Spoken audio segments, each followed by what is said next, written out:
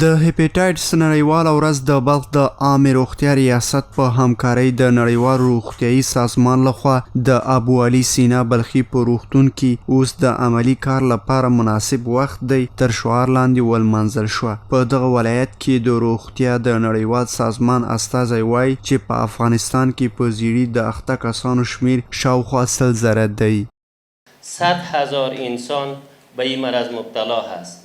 که از این 100,000 نفر 70,000ش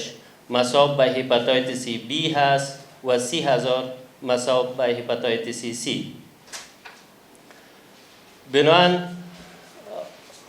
از معلومات یا ارقامی که خدمت شما ارائه کردم برمی آید که هنوز هم مرض هپاتیت یا زردیس یا یک چالش بسیار بزرگ و کلان فرارای همگی همکارا مؤسسات تطبیق کننده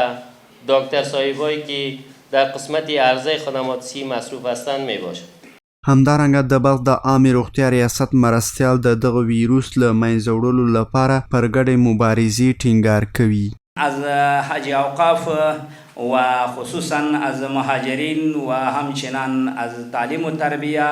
و از مولای امامان مساجد، اینا از طریق منابر و مساجد از طریق مولای امامان و همکار باید گفته شود که در بخش مربوطه خدا نخواسته اگر کدام امراضی ساری مبتلا کسی میشه باید به بخش مربوطه مراجعه نماید تاکه از همچو امراض جلوگیری شوند. د روغتیا نړیوال سازمان د شمیرو له مخې په ټوله نړۍ کې 304 میلیونه کسان په هپاټایټس اخته دي او دا ناروغي په هر 3 ثانیو کې یو کس وژني.